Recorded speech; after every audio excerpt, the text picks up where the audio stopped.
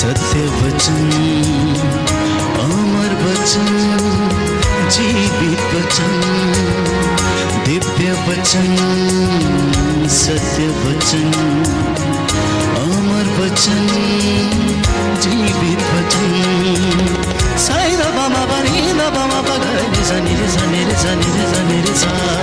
दिव्य वचन, सत्य वचन, अमर वचन, जीवित वचन, दिव्य वचन, दिव्य वचन।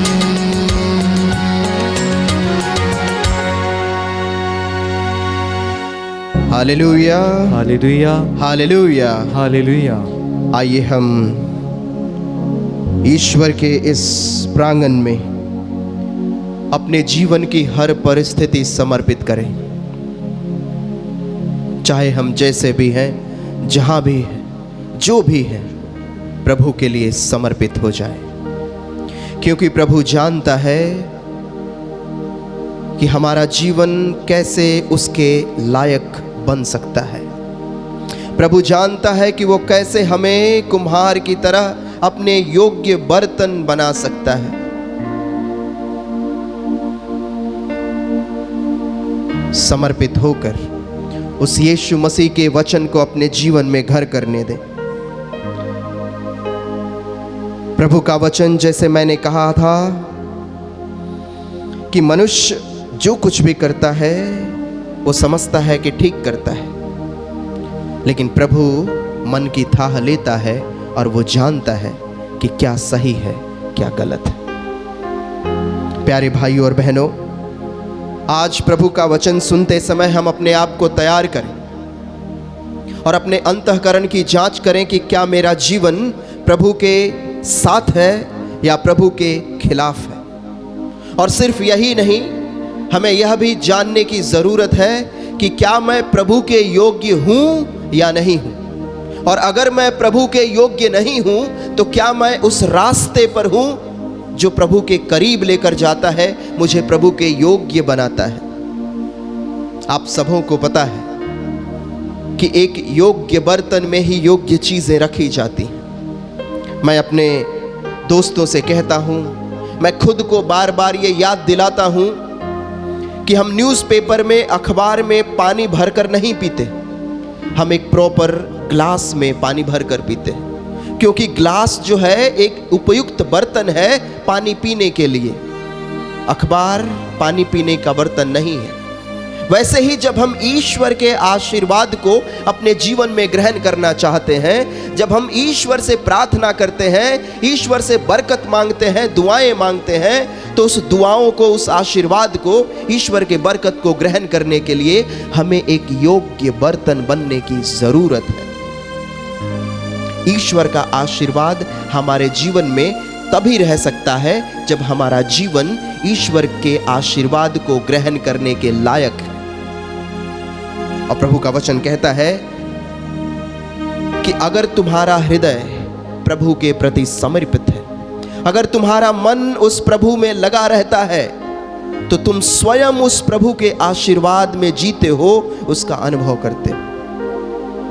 आजकल हमने देखा है अपने घरों में, अपने परिवारों में, अपने समाज में, और मैंने एक माता से मुलाकात की जो वृद्धाश्रम में रखी गई थी। उनसे मिलने के बाद, उनसे बातें करने के बाद जब मैं जाने लगा तो उन्होंने मेरा हाथ पकड़ लिया और कहा, बेटा कुछ देर और बैठो। मैं बैठा और उसके बाद उनसे बातें करते करते उनसे पूछा कि आपके पास कितने बच्चे हैं, आपका परिवार कहाँ रहता है। तो उन्होंने बड़े दुखित भाव से अपने परिवार की कहानी बताई कि उनके 3 बच्चे हैं और तीनों बच्चों को पति के मरने के बाद उन्होंने अकेले पाला पोसा, पढ़ाया लिखाया और आगे बढ़ाया। एक बच्चा वो इंजीनियरिंग करता है, इंजीनियरिंग करके नौकरी करता है, दूसरा बच्चा बिजनेस करता है और तीसरे बच्चे को उन्होंने वकील बनाया, लॉयर बनाया। और कुछ दिनों के बाद ऐसा हुआ कि ये जो वकील बना, जो लॉयर बना, वो पूरे भाइयों की प्रॉपर्टी गुपचुप तरीके से गलत तरीके से अपने नाम करवा लेता है। और जब ये प्रॉपर्टी अपने नाम करा लेता है तो तीनों भाइयों में झगड़ा होने लगता है कि तुमने माता मम्मी की पूरी प्रॉपर्टी, हमारी पूरी प्रॉपर्टी अपने नाम की है, ये गलत किया है तुमने। और ऐसा करने के बाद वो जो वकील है वो अपने भाइयों से अलग हो जाता है, दूर चला जाता है। मम्मी जो है वो उस वकील बेटे से रिक्वेस्ट करती है कि इस प्रॉपर्टी में तीनों भाइयों का हिस्सा है, उन्हें दे दो। लेकिन ये वकील बेटा दूर चला जाता है अपनी मम्मी को छोड़ के उन दोनों भाइयों के साथ। अब कुछ दिनों के बाद ये जो दोनों भाई हैं वो मम्मी से रोज़ शिकायत करते हैं कि मम्मी तुमने पूरी प्रॉपर्टी जो है अपने छोटे बेटे को दे दी है, तो हमारे साथ क्यों रहती हो, तुम उसके साथ रहा करो। मम्मी उस बात को समझती है, वो छोटे बेटे के पास जाती है, कुछ दिन उसके पास रहती है। कुछ दिनों के बाद वो मम्मी जो है अपने बेटे से बार बार कहने लगती है कि तुमने गलत किया है, जो प्रॉपर्टी तुमने छीना है, जो तुमने गलत तरीके से ग्रहण किया है, ले लिया है, लूट लिया है, उसे अपने भाइयों में बांटो। लेकिन वो वकील बेटा कहता है कि मम्मी अगर तुम्हें मेरे साथ रहना है तो उनकी बात करना बंद कर दो, अगर तुम्हें मेरे साथ रहना है तो चुपचाप पड़ी रहो, उनकी बात मत करो। लेकिन माँ है, माँ का हृदय कहाँ मानता है। वो बार बार कहते हैं कि नहीं, जो तुमने किया है वो गलत है, इस प्रॉपर्टी में सबका हिस्सा है, बाकी अपने भाइयों को भी दे दो। वो वकील बेटा उस माँ का हाथ पकड़ के घर से बाहर निकाल देता है कि तुम उनकी बात करती हो, उनके पास चले जाओ। और वो जो दो बेटे हैं वो भी माँ का हाथ पकड़ के बाहर निकाल देते हैं कि तुम उस बेटे को, अपने वकील बेटे को, छोटे बेटे को तुमने सारी प्रॉपर्टी दे दी है, तुम उसी के पास जाओ। तीनों उस प्रॉपर्टी के चक्कर में अपने माँ को निकाल देते हैं, जिस माँ ने उन्हें पढ़ाया, लिखाया, आगे बढ़ाया और इस काबिल बनाया कि समाज में वो अपने लिए घर बना सके। आश्चर्य की बात यह है कि ये तीनों ही बेटे प्रभु के पास आते हैं, चर्च में आते हैं, प्रार्थना करने आते हैं। वो प्रभु के सामने घुटने टेकते हैं और प्रभु से प्रार्थना करते हैं कि हे प्रभु मुझ पर दया कर, हे प्रभु मेरे परिवार को सुरक्षित रख, हे प्रभु मेरे बच्चों को आशीर्वादित कर। प्यारे दोस्तों, क्या हमारा ईश्वर अंधा है? क्या वो उस माँ के आंसुओं को नहीं देखता जिसे उसके ही बेटों ने घर से बाहर निकाल दिया है, जिसे मजबूरी में किसी वृद्धाश्रम में रहने की जरूरत आ पड़ी है, शायद उसे भिक्षा भी मांगनी पड़ती है? ईश्वर कैसे आशीर्वादित करेगा? और ईश्वर अगर आशीर्वादित भी करता है तो उस आशीर्वाद को हम अपने जीवन में कैसे ग्रहण कर पाएंगे? इसीलिए मैं कह रहा हूं कि ईश्वर हमें आशीर्वादित करना चाहता है, ईश्वर हमें अपने वरदानों से भरना चाहता है, लेकिन क्या हम ईश्वर के आशीर्वाद को अपने जीवन में ग्रहण करने के लिए अपने जीवन को उस लायक बनाते हैं, अपने जीवन को उस एक लायक बर्तन बनाते हैं जहां ईश्वर अपना आशीर्वाद डाल सके? हम में से बहुत सारे लोग जो प्रभु का वचन सुनते हैं, प्रभु का वचन पढ़ते हैं, वो संत मत्ती का सुसमाचार अध्याय 7 पद संख्या 7 बार बार बोलते हैं कि प्रभु का वचन कहता है, मांगो तुम्हें दिया जाएगा, ढूंढो तुम पाओगे, खटखटाओ तुम्हारे लिए खोला जाएगा। सही है, मांगो तुम्हें मिलेगा, ढूंढो तुम पाओगे, खटखटाओ तुम्हारे लिए खोला जाएगा। लेकिन हमें योग्य बनना है कि जो चीज मैं मांग रहा हूं उस चीज के लायक मैं हूं या नहीं हूं। जो चीज मैं ढूंढ रहा हूं वो सही जगह पे ढूंढ रहा हूं या नहीं ढूंढ रहा हूं। जो दरवाजा मैं खटखटा रहा हूं वो दरवाजा सही है या नहीं है। कहीं मैं गलत जगह पे तो नहीं खटखटा रहा, कहीं मैं गलत चीजें तो नहीं ढूंढ रहा, कहीं मैं गलत चीजें तो नहीं मांग रहा, या कहीं मैं गलत तरीके से प्रभु से तो नहीं मांग रहा। सिर्फ मांगने से नहीं मिलता है, अपने आप को जो मैं मांग रहा हूं उसके लायक बनाने की जरूरत है। ये परिवार जो है, ये 3 बेटे जो है वो प्रभु के पास आकर दया मांगते हैं, प्रभु के पास आकर आशीर्वाद मांगते हैं अपने बच्चों के लिए, और उन्होंने खुद अपने पिता को, अपनी माता को वृद्धाश्रम में भेज रखा है गलत तरीके से, उसे दुख देके, उसे रुला के, उसके आंखों से आंसू बहाकर। और ये सिर्फ उस परिवार की कहानी नहीं है, हम में से बहुत से ऐसे लोग हैं जिन्होंने अपने परिवारों में अपने ही लोगों को रोज सताया है। माँ बाप को सताया है, बेटे बेटियों को सताया है, बहुओं को सताया है, सास को सताया है। चाहे जिस भी तरीके से हमने अपने परिवार को शैतान का अड्डा बना लिया है। हम ईश्वर का नाम लेते हैं, हम प्रभु से आराधना करते हैं, प्रभु से प्रार्थना करते हैं, लेकिन हमारे घरों में जो हम कार्य करते हैं, हम अपने रिश्तों में जो कार्य करते हैं, हम जो लोगों के साथ बात करते हैं, वो शैतानिक प्रवृत्तियों से भरा हुआ है। हमारे मन में क्रोध है, हमारे मन में गुस्सा है, अहंकार है, दूसरों को नीचे दिखाने की भावना है। इन सारी भावनाओं का त्याग जब तक हम नहीं कर देंगे, तब तक वो शब्द जो हम कहते रहते हैं कि मांगो तुम्हें दिया जाएगा, हमारे जीवन में सार्थक नहीं हो पाएगा। अगर हमको लगता है कि मैं 2 सालों से, 4 सालों से, 5 सालों से, 10 सालों से प्रभु से प्रार्थना कर रहा हूँ, प्रभु से आशीर्वाद मांग रहा हूँ और मुझे नहीं मिल रहा है, मेरा जीवन जो है वो आशीर्वादित नहीं हो पा रहा है, मेरा जीवन फलान्वित नहीं हो पा रहा है, तो मुझे अपने अंतःकरण के जांच करने की ज़रूरत है। कहीं मेरे अंदर वो कमियां तो नहीं, कहीं मेरे अंदर वो कमी तो नहीं जिसकी वजह से मैं प्रभु के आशीर्वाद को रोक नहीं पा रहा हूं अपने अंदर। प्रभु का वचन कहता है कि मांग तुझे दिया जाएगा, और मेरा प्रभु यीशु झूठा नहीं है। अगर प्रभु ने कहा है कि मांगो तुम्हें दिया जाएगा, तो तुम्हें दिया जाएगा। लेकिन क्या मैं सही तरीके से मांग रहा हूं? क्या मैं सही चीज मांग रहा हूं? और क्या मैं जो चीज मांग रहा हूं उस चीज को मैं अपने अंदर रख पाऊंगा? क्या मैं इस योग्य हूं कि प्रभु के उस आशीर्वाद को अपने जीवन में रख पाऊं? हमें सोचने की जरूरत है। अगर हम प्रभु का वचन पढ़ते हैं, अगर हम प्रभु का वचन सुनते हैं, तो सिर्फ ये कह देने से कि प्रभु के वचन में ये लिखा है इसलिए मैं बोल रहा हूं और वो हो जाए, नहीं होगा। हमें अपने जीवन को लायक बनाना है, और प्रभु का वचन कहता है कि अपने जीवन को लायक बनाने के 2 तरीके हैं। बहुत सारे तरीके हैं, मैं आपके सामने 2 बताता हूं।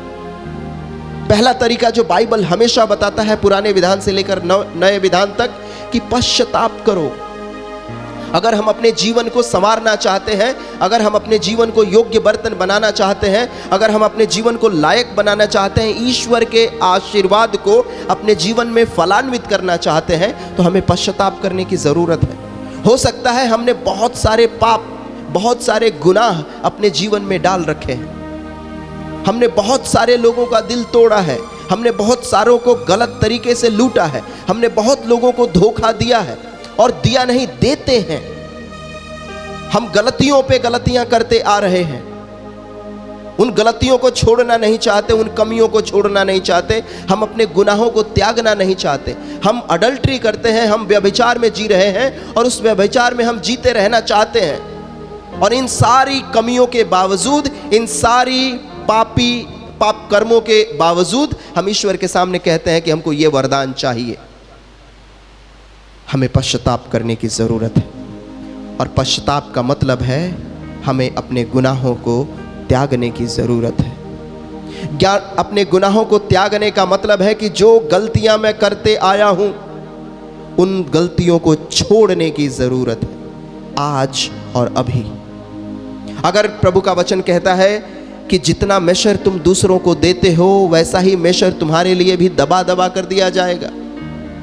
अगर आपने गुनाह किया है, किसी का घर तोड़ा है, किसी का परिवार तोड़ा है, किसी के विरुद्ध आपने षड्यंत्र रचा है, आपने किसी की इज्जत समाज में उछाली है, किसी को नीचे दिखाने के लिए सर्वस्व निशावर किया है, और प्रभु से कहते हैं कि प्रभु मुझे आशीर्वादित कर, हमें सोचने की ज़रूरत है।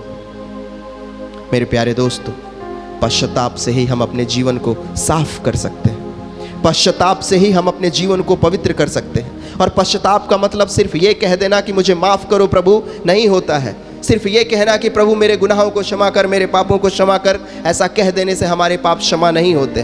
पश्चाताप का मतलब होता है कि मैं अपने गलतियों को करना बंद करता हूँ, अपने गुनाहों से मैं तौबा करके वापस उस प्रभु की तरफ मुख मोड़ता हूँ और प्रभु के कार्यों को करना शुरू कर देता हूँ। जब मैं पहले झूठ बोलता था, उस झूठ को बोलना बंद करता हूँ और सत्य बोलना स्टार्ट करता हूँ, सत्य बोलना शुरू करता हूँ। जब मैं दूसरों को गाली देता था, दूसरों की बुराई करता था, दूसरों की निंदा करता था, उसको मैं बंद करता हूँ और उसके बाद मैं अपने मुख से दूसरों की प्रशंसा करता हूँ, दूसरे के अच्छे कामों को देखता हूँ, दूसरों के लिए मैं भला सोचता हूँ। तब मैं पश्चाताप के लायक बनता हूँ, पश्चातापी कहलाता हूँ। पश्चाताप सिर्फ कहने से नहीं होता, पश्चाताप जीने से होता है। और जब हम पश्चाताप को जीने लग जाते हैं, हम लायक बनने लग जाते हैं उस ईश्वर के आशीर्वाद को अपने जीवन में ग्रहण करने के लिए। मेरे प्यारे दोस्तों, पवित्र वचन में हमको पढ़ने के लिए मिलता है कि जब नीनवे के लोगों को यह संदेश मिला जोना नबी के द्वारा कि तुम्हारे पूरे समाज में पाप भर चुका है, तुम्हारा पूरा साम्राज्य जो है वो पापी है और ईश्वर इस साम्राज्य का विनाश करने वाला है। उस पूरे समाज ने, उस पूरे साम्राज्य ने टाट ओढ़कर, राख लगाकर, घुटने टेक कर प्रभु से प्रार्थना की थी। उन्होंने खाना पीना छोड़कर प्रभु से गुहार लगाई थी कि हमने जो गुनाह किया है उस गुनाह को हम त्यागने के लिए तैयार हैं, हम वो गुनाह नहीं करेंगे, प्रभु तू हमारा विनाश मत कर। और प्रभु उनकी प्रार्थना सुनता है। अगर आप चाहते हैं कि प्रभु आपको आशीर्वादित करे, अगर आप चाहते हैं कि जो वरदान आप सदियों से मांग रहे हैं, वर्षों से मांग रहे हैं कि प्रभु मुझे ये दे दो, प्रभु मुझे वो दे दो, अगर वो आप पाना चाहते हैं तो अपने जीवन को पश्चातापी बनाइए। पश्चातापी मतलब अपने जीवन में पश्चाताप को जीना शुरू कर दीजिए, तौबा करना शुरू कर दीजिए उन चीज़ों का जो शैतान की तरफ से आती हैं। पश्चाताप के साथ साथ मेरे दोस्तों, अपने जीवन को योग्य बनाने के लिए, ईश्वर का आशीर्वाद ग्रहण करने के लिए हमें विश्वास करने की ज़रूरत है। और आपको मालूम है विश्वास का अर्थ क्या है? प्रभु का वचन बताता है, प्रभु के वचन में एक छोटी सी कहानी है। एक औरत है जो 12 साल से रक्तस्राव से पीड़ित है और वो औरत उस भीड़ से डरती है। आज के ज़माने में हमारे बहन बेटियों के साथ ऐसा बर्ताव होता है कि उन्हें ऐसी स्थिति में समाज में आने नहीं दिया जाता है। गाँवों में पढ़े लिखे समाज में होने के बावजूद भी उनके ऊपर उंगली उठाई जाती है। तो आप ये सोचो 2000 साल पहले कैसी स्थिति थी। उस परिवेश में वो औरत जो है उस भीड़ में अपने मन में ये विचार करती है कि अगर मैं प्रभु के कपड़े का पल्लू छू लूँगी तो मैं चंगी हो जाएंगी। और उस विश्वास को वो खड़े होकर सिर्फ बोलती नहीं है, जब उसने ये मन में विश्वास किया, ठाना कि अगर मैं प्रभु के कपड़े का पल्लू छू लूँगी तो मैं चंगी हो जाऊँगी, वो चलना स्टार्ट कर देती है। वो उस भीड़ को तोड़कर, उस भीड़ को चीरकर प्रभु के पास पहुँचती है। मन में विश्वास कर लेना और अपनी जगह पे खड़े रहने से हमारा जीवन परिवर्तित नहीं होता है, हमारे जीवन में ईश्वर का वरदान नहीं आता है। हमें उस विश्वास को भी जीना शुरू करना है। जब वो औरत कहती है कि मैं प्रभु के पल्लू को छू लूँगी, चंगी हो जाऊँगी, जिस वक्त वो ये सोचती है उसी वक्त उसका कदम आगे बढ़ने लगता है प्रभु की ओर। अगर आप कहते हैं कि आप यीशु मसीह में विश्वास करते हैं, अगर आप कहते हैं कि आप ईश्वर में विश्वास करते हैं, अगर आप ईश्वर की तरफ बढ़ना शुरू नहीं करते हैं तो हमारा विश्वास अधूरा रह जाएगा और उस अधूरे विश्वास में हम ईश्वर के आशीर्वाद का अनुभव नहीं करने पाएंगे। बहुत सारी ऐसी बीमारियां हैं जो हमारे समाज में फैली हैं, हमारे परिवार में फैली हैं। आप बीमार हैं, शायद आप बहुत सालों से तकलीफ में हैं, शायद प्रभु के उस आशीर्वाद को, चंगाई को पाना चाहते हैं और आपको लगता है कि क्यों प्रभु मुझे चंगा नहीं करता, क्यों प्रभु मेरी प्रार्थनाओं को नहीं सुन रहा है। अपनी आंखों को बंद कीजिए, अपने अंतःकरण में झांकिए कि प्रभु क्या मैं इस विश्वास को जो तूने उपहार के रूप में मुझे दिया है, क्या उस वरदान को जिसे तूने मुझे दिया है कि मैं तेरे प्रेम को चख कर अपने जीवन को फिर से नॉर्मल बना सकता हूँ, उसको जीता हूँ। क्या मैं पश्चाताप करने की जो बात करता हूँ, अपने पापों से तौबा करने की बात करता हूँ, उस पश्चाताप को रोज जीता हूँ? क्या मैं प्रयत्न करता हूँ? प्यारे दोस्तों, प्रभु का वचन हमारे पांव का दीपक है। उस दीपक को जलाए रखना जरूरी है। जब तक हम उस दीपक की तरफ नहीं देखेंगे तब तक हमें अंधेरा दिखेगा। जब हम प्रभु की ओर देखना शुरू कर देते हैं, जब हम अपने दीपक की तरफ देखना शुरू कर देते हैं, प्रभु का वचन कहता है कि मार्ग, सत्य और जीवन मैं हूँ, ज्योति मैं हूँ। यीशु ज्योति है और जब उस ज्योति की तरफ हम देखना शुरू कर देते हैं तो अंधकार अपने आप हमसे दूर हो जाता है, हम प्रभुमय हो जाते हैं। और जब हम प्रभुमय हो जाते हैं तो प्रभु के आशीर्वाद का अनुभव हमेशा हमारे जीवन में होने लगता है। हम योग्य बर्तन बन जाते हैं, हम योग्य व्यक्ति बन जाते हैं, हम प्रभु के वरदान के लायक बन जाते हैं। बड़ी भक्ति के साथ हम ये माने कि प्रभु ने हमें अपने स्वरूप में बनाया है आशीर्वादित करने के लिए। प्रभु ने हमारा विनाश करने के लिए हमें नहीं बनाया है। प्रभु ने हमें बड़ी मोहब्बत से इस दुनिया में आगे बढ़ने के लिए बनाया है, अपने प्रेम में आगे बढ़ने के लिए, अपनी क्षमा में आगे बढ़ने के लिए, अपनी दया में आगे बढ़ने के लिए और एक दिन उस ईश्वर के साथ रहने के लिए।